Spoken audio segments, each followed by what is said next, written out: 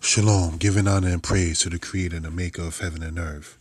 Just want to touch on a particular subject, and it's entitled Responsibility and Discipline.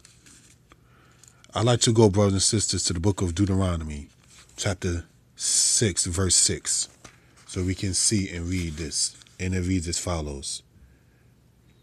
And these words which I command thee this day shall be in thine heart, and thou shalt teach them diligently unto your children, and shalt talk of them when you sit in thine house, and when thou walkest by the way, and when thou liest down, and when thou risest up. This right here is something to be noted, because this right here in Deuteronomy chapter 6, verse 6 and 7 is talking about teaching your children the laws, the statutes, and the commandments of the Most High. That sets forth an issue of discipline and responsibility. You understand? And it shows you that as the parent that you too have a job to do. And it's not to say that children are not to honor their parents, but it's just to go and show that the parent too has a responsibility to the child. When you go in the book of Genesis, it says that the Most High will bless Abraham and will cause Abraham to be a blessing. You have, unfortunately, some parents today who feel, while still quoting the Bible, yeah, my child is a blessing. I got my blessing. But are not comfortable enough to sit there and state that they too are a blessing to the child, because they know when they look in the mirror, they have not fit the qualifications that is needed to be a blessing to the child. And this right here is no offense intended, but this is a pretty raw presentation about certain things. We need to have more responsibility and discipline and accountability with our own selves as fathers, as mothers, as adults, as parents, and so forth. If you are an Israelite, it is very important. I would like to sit there and state that the word for parent, for the male parent, is the Hebrew word horeh. The female parent is the Hebrew word horah. The teacher in Hebrew is the word moreh, and the female teacher in Hebrew is the word morah. The word Torah means instruction or teaching, and the root of that comes from the Hebrew root word yara. And so therefore, one of the things to point out is that a parent is a teacher, and what the parent is supposed to teach is the Torah. This takes us back to Deuteronomy chapter 6, verse 6 and 7. And these words, meaning the commandments that the Most High told Moses to teach Israel, and these words which I command thee this day shall be in thine heart, and thou shalt teach them diligently unto your children. That shows you responsibility and accountability. And thou shalt teach them diligently, the Hebrew word shinan, which means to teach diligently, right? Unto your children, your children.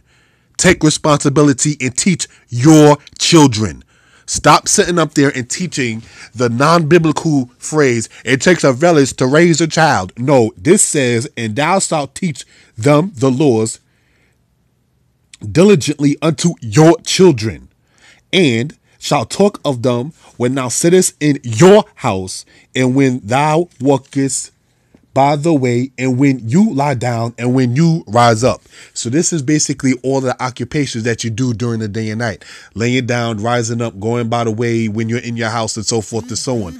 You're supposed to be there teaching your children the laws, the statutes, and the commandments of the Most High. That's right here. That's a responsibility thing. Thou shalt diligently teach your children. Stop trying to ride on the understanding of saying it takes a village to raise a child. Stop that. Let's go to Proverbs 22, verse 6. Train up a child in the way which he should go, and when he is old, he will not depart from it. Do you know that a lot of people, no offense intended, do not know what to teach their children, what to train their children in a way in which to be? And they usually quote another unbiblical phrase which says, spare the rod and spoil the child. That's not in the scriptures. That is not in the scriptures. Yes, it does speak about physically spanking your children, but you know what it says? Your children, thine children, responsibility. You understand? Do not allow, brothers and sisters, the neighbor who does not have any love or concern for your child to sit there and spank your child. That's just unintelligent. Now, briefly to go into a particular subject, when I was a child and I stole something, It was either already known, either I was going to get a spanking or I was going to be put on punishment. This thing going on now, very briefly, with this young man who was caught stealing from this guy. The guy gives the thief an option to say, I'm going to take you to the police or tell your parents or give you a spanking. What madness is that? You don't give the thief the option, because as I was taught as a child, lying and stealing are cousins. They're best friends. So if you will steal, you will lie. And if you will lie, you will steal. So you're going to take the advice of a person who would steal from you to say, oh no, I can't sit there and have myself brought to my mother because then my mother get in trouble. And so you record yourself spanking somebody else's child. Is that intelligent? No. What the person, in my opinion, should have done is go and say, here's your bad misbehaving child who decided to steal from me.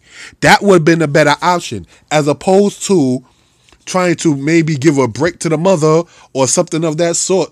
Ma'am, you gave birth to a thief. You got to hold that. I can't fix that problem. You understand? You shall diligently teach your children. It's not for the world to sit there and deal with the liability that you sired or conceived into the earth. So the understanding of saying it takes a village to raise a child, meanwhile, you're not taking care of your own biological, you got a problem. That's like trying to do extra credit homework. Meanwhile, you cut in class and you miss the regular homework. That's not right. Now, brothers and sisters, let's go, if we will, to Deuteronomy, the 21st chapter. Now, I'm speaking about this in reference from the biblical stance to Israelites, because a lot of times people want to sit there and say, brothers such as myself are not letting the community do what the community should do. No, I'm trying to throw it back to the mother and the father, who is the nucleus of the community.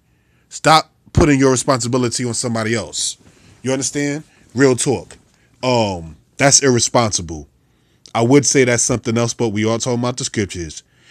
Let's go to Deuteronomy chapter 21, verse 18, and we read, if a man have a stubborn and rebellious son, which will not obey the voice of his father or the voice of his mother, and that when they chasten him will not hearken unto them, then shall his father and his mother lay hold upon him and bring him out to the elders of his city and unto the gate of his place. And they shall say to the elders of his city, this our son is stubborn and rebellious. He will not obey our voice. He is a glutton and a drunkard.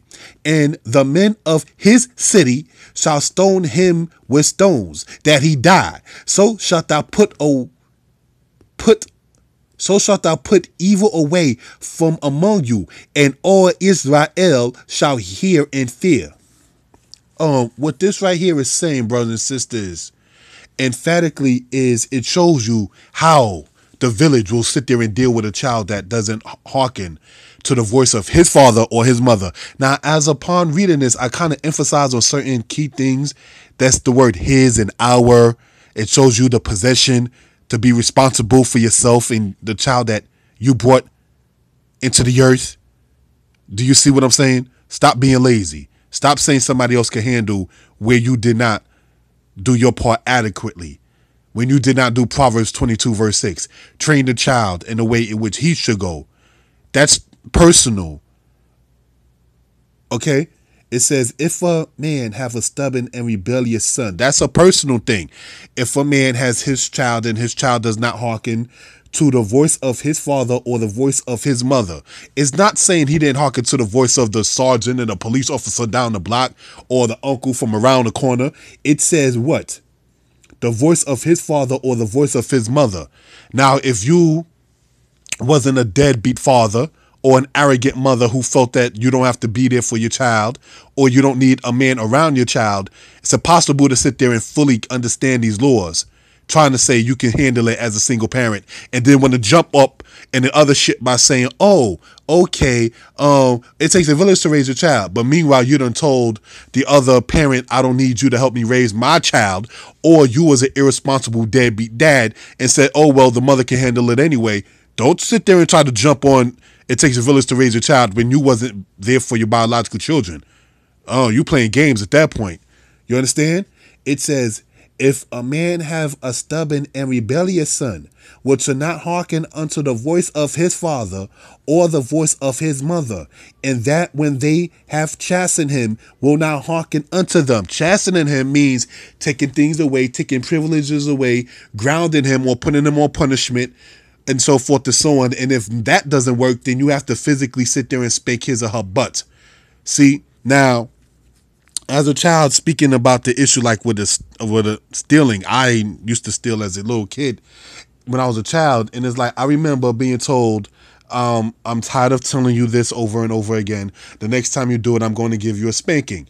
And then I was made the second time or so to go and get the belt, take off my clothes, and didn't I tell you to stop doing that? And so therefore, my point is, I'm not trying to sit there and some people think I'm trying to advocate for a thief. Absolutely not. Because I have had things stolen from me. So I'm not trying to sit there and advocate stealing. Thou shalt not steal. That's the law of the Most High. You understand what I'm saying? So what I am saying is, in addition with that, it is incumbent that a person who is a parent has to know his or her role. And it is not the role of a parent to be singing the "It Takes a Village to Raise a Child" song. And a lot of times people abuse that and not understand. For instance, I made a couple of comments to people by saying when I was a younger child, the babysitter used to give us certain kinds of liquids to help us get rid of chickenpox. And a lot of people who read that or heard me say that was like, huh? What? That's part of being a village to raise a child. You forgot like some of the elders with the home remedies type of stuff when the parent was out working. We're so used to hearing "bush their ass" to where we forget, oh snap, grandma, grandpa, or the elder around the corner may have a remedy if my child is sick. That's the type of principles that we forgot because we're too busy trying to lay our burden on the village and not handle our responsibility. All right. So that's why certain things like that may seem kind of silly to certain people. Like, what are you talking about? Somebody gave you something to help you with chickenpox. Yeah, that's part of helping raising a child. Trust you me. If you got the mother and the father, they perfectly capable. I'm talking about biological. They perfectly capable enough to sit there and give the child a spanking. So all of that independent women stuff that black women done been fed and practice along, they actually kind of cheated the child the ability of hearing, wait till your father get home. Wait till I tell your father. A lot of black children born in the late 70s and into the 1980s, they didn't have the opportunity to even be told, don't tell daddy. Don't tell daddy. Oh, come on, mommy. Don't tell daddy. I apologize. You don't even have the ability as a parent from the late 1970s or in the 1980s to have your child tell you that because you followed the white man who told you don't need that man in the house. So now let's get back into this book right here. We're going to get raw. It says in Deuteronomy chapter 21 verse 19. This is what the village does when you biological mother and father sired and conceived a child that's too rough for you to deal with. Then shall his father and his mother lay hold on him and bring him unto the elders of his city and unto the gates of his place. See, this is when the village comes into play. See, the village don't come into play at first. The village comes into play when the child has been chastened by his mother and his father, and that child still disobeys his mother and his father, okay? And unto the elders of his city, unto the gate of his place. And they shall say unto the elders of his city, this our son, Zebanenu, this our son is stubborn and rebellious. He will not obey our voice. Don't you see the accountability? Our voice means that you're supposed to be there to teach your children.